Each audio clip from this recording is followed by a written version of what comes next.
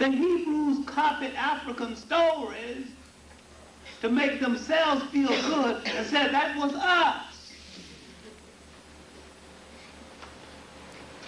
Then we come down and believe it. When the story of Joseph and Mary, and I've personally seen it, in the Great Lodge of Luxor, was carved in stone, and the story existed 2,000 years before Abraham arrived. The story of Cain and Abel is an old African story, was an old African story before they got there. For some time now, we have had history of Christianity being told in different perspectives. We have had a section of people trying to say that Christianity originated from Africa and it is a black religion. There are those who hold the view that Christianity was a white man's religion and therefore Africa has nothing to do with it. Is this the truth? I came across a clip here that I think is very, very important for us to listen to. It is highlighting some of the most important issues that really touch on early Christianity and how blacks and whites coexisted at the inception of what we know as Christianity today. So let's watch this, then come back and share our thoughts together. All people tell stories to make themselves feel good, and there's nothing wrong with that, so long as you are clear about what you are doing. The Hebrews copied African stories to make themselves feel good and said that was us. Then we come down and believe it.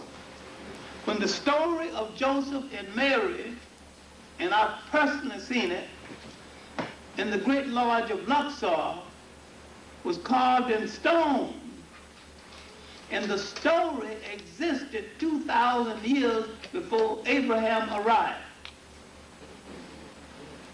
The story of Cain and Abel is an old African story, was an old African story before they got there.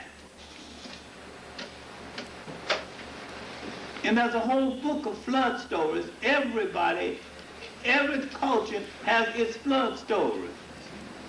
Now, the Bible is not less a Bible and not less holy because it is part fiction, part history, and part folklore. It is still a book of inspiration. It is still a book of spirituality. And you can separate one thing from the other and keep it. I didn't say throw it out. I say understand it.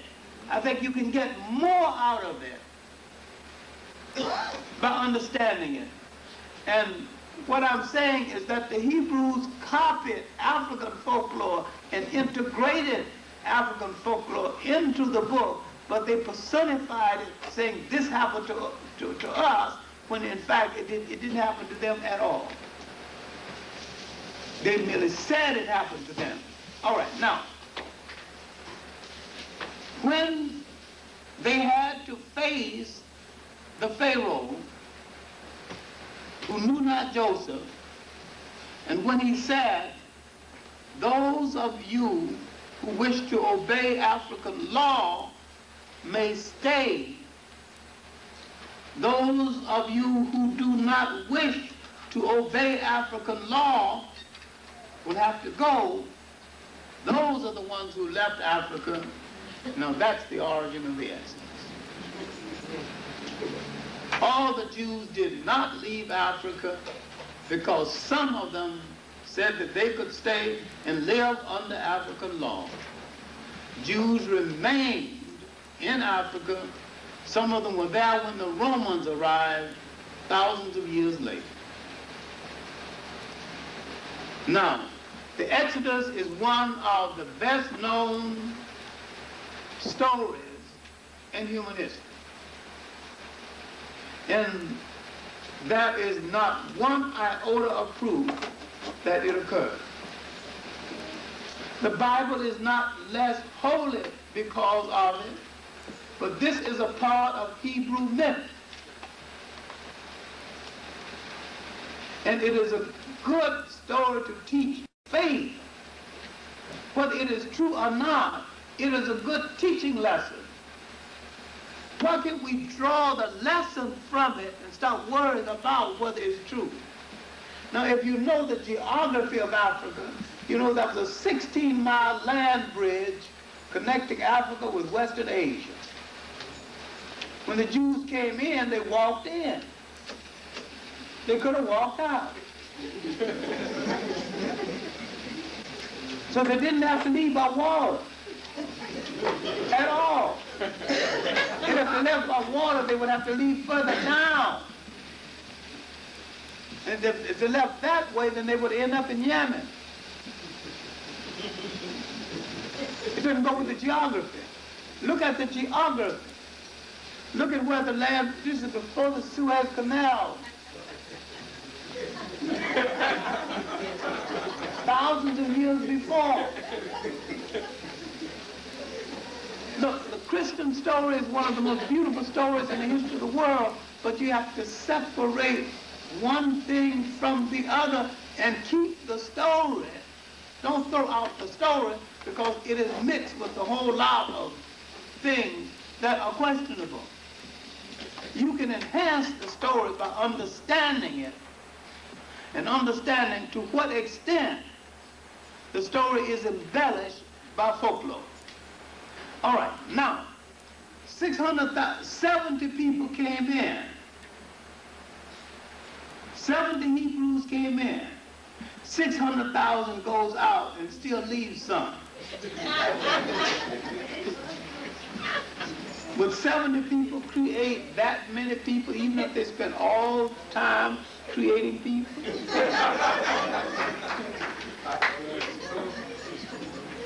So what we have here is that a lot of Africans, not ethnically Hebrew, became converted to the faith. And they were of another religious persuasion, but not of another ethnic persuasion. And then, at this time, religion was so sharp in the minds of each people, sometimes a religious person, in one religion, didn't feel as safe as he thought he should, though religious tolerance was much better then than it is now. All right, now, what did they take out of Africa?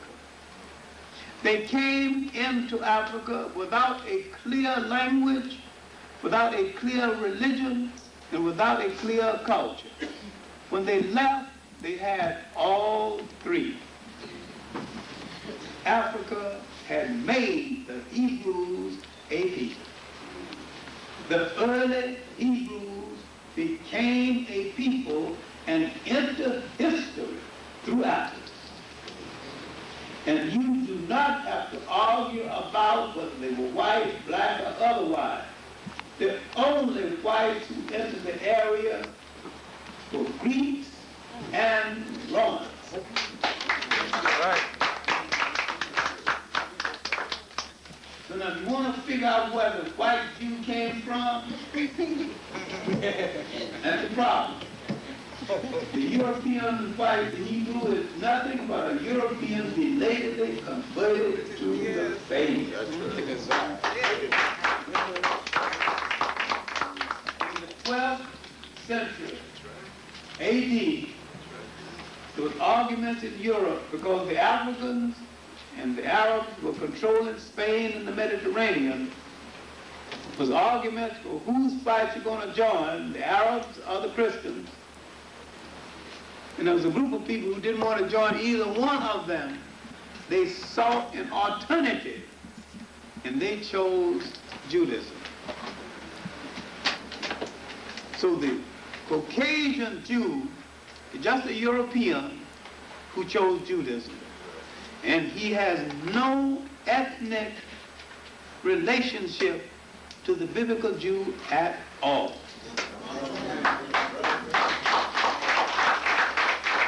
Now, from that discussion, we are able to see that there is a lot of history behind Christianity as it is today. All that we have been told by one John Henrik Clarke there is that once colonization began, everything that was black and was considered to be good was turned to be white.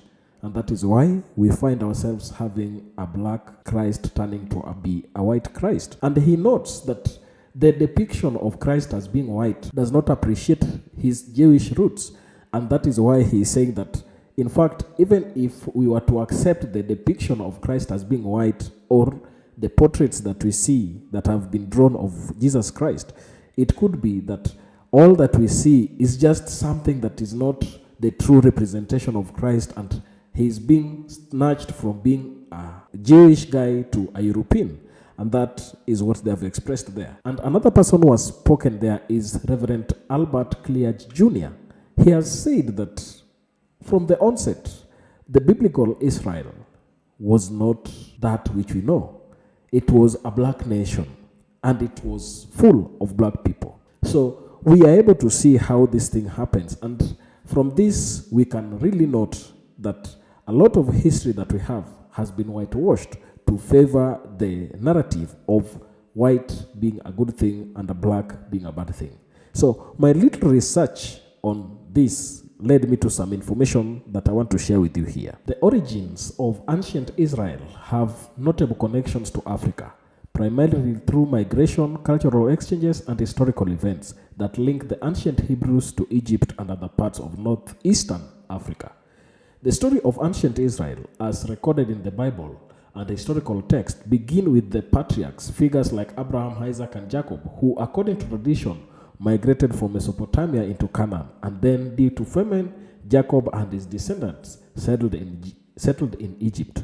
The Hebrew presence in Egypt marks a significant phase of their story, as Egypt's culture, politics, and religion influenced them during their extended stay.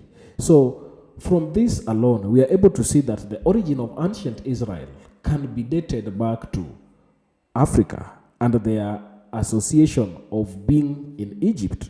So tell me, if these people lived in Egypt and they lived in this part of Africa, how is it that Jesus Christ is being portrayed as being a fine white person who is not having any African link in any way? Yet they lived in Africa for many years, and there is a high probability that at the time when Jesus Christ was being born, the chances of him having African traits were very high, and that has been proven even in the Bible. So just based on their historical connections to Egypt and the nature of the engagement, it can be noted that Christ was a black person. And from this, I tend to agree with what Reverend Albert Clarke is saying there. Egyptian influence on ancient Israel extended into religious and cultural realms as well. The Ark of Covenant, for instance, bears some resemblance to Egyptian portable shrines, indicating possible cultural borrowings. Additionally, Solomon's marriage to the Egyptian princess symbolizes political and cultural alliances, embedding Egypt's connection with Israelite royal lineage. Moreover, in religious texts, African figures such as Cushites appear, showing the Israelites' awareness and interaction with African culture.